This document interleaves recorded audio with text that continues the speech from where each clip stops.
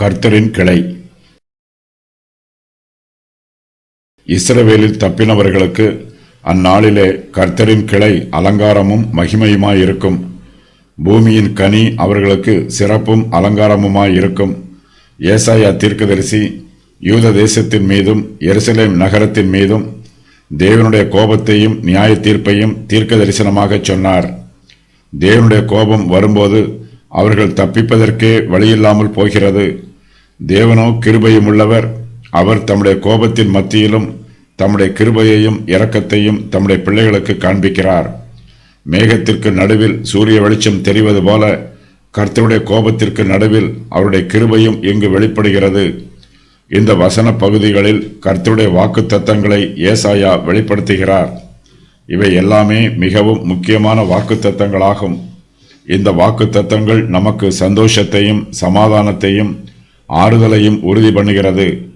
கர்த்தருடைய ஆசீர்வாதமான வாக்கு தத்தங்கள் எல்லாம் மேசியாவின் ராஜ்யத்தில் கர்த்தருடைய நாளில் நமக்கு கொடுக்கப்படும்.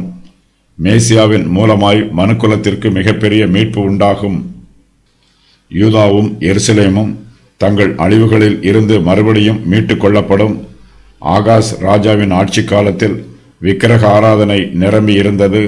ஜனங்கள் கர்த்தருக்கு விரோதமாக பாவம் செய்து கலகம் பண்ணினார்கள். ஆகாசுக்கு பின்பு எசேக்கியா ராஜாவின் ஆட்சி காலம் வந்தது.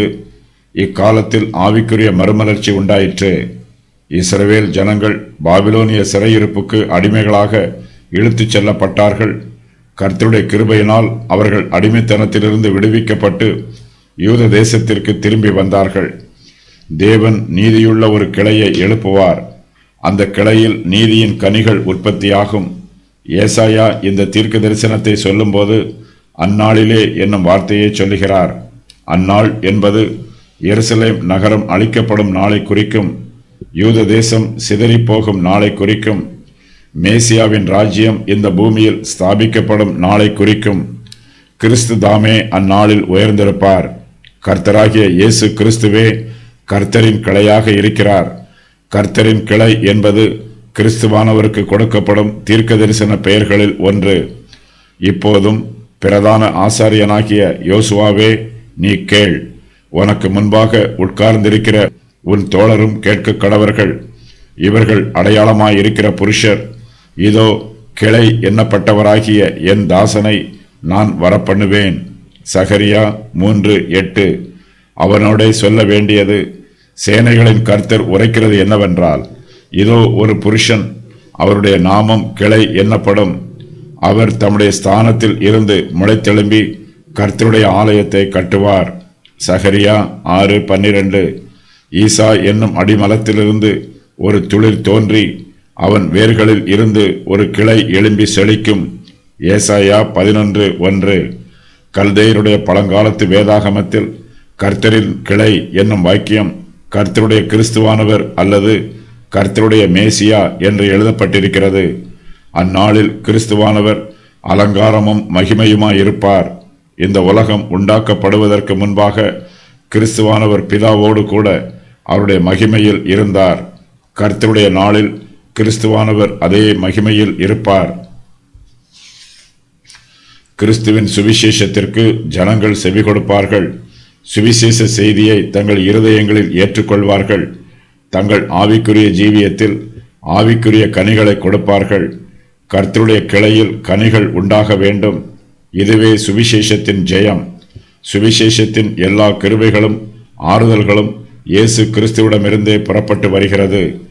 கிளையின் கனியை பற்றி ஏசாயா சொல்லும்போது அதை பூமியின் கனி என்று சொல்லுகிறார்.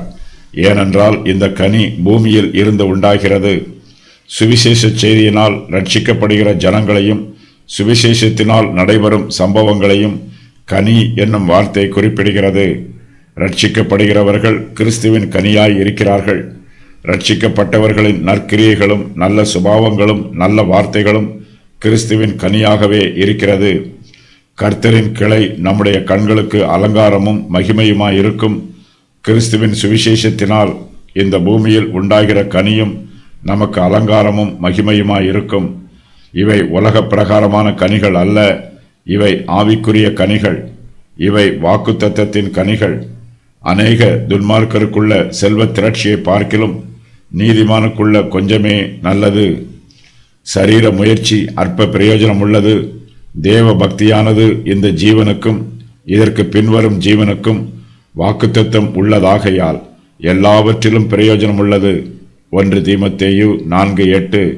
இஸ்ரவேலில் தப்பினவர்கள் என்பவர்கள் உபத்திரவ காலத்திலும் அர்மகதோன் யுத்தத்திலும் மாண்டு போகாமல் தப்பித்து கொண்ட இஸ்ரவேலர்கள் ஆவார்கள். அந்நாளிலே என்பது 1000 வருஷ அரசாட்சியின் போது என்பதாகும். கர்த்தரின் கிளை அலங்காரமும் மகிமையுமாயிருக்கும். இயேசு கிறிஸ்து கர்த்தரின் கிளையாக இருப்பார். 1000 வருஷ அரசாட்சியிலும் புதிய பூமியிலும் அவர் மகிமையாகவும் அலங்காரமாகவும் இருப்பார்.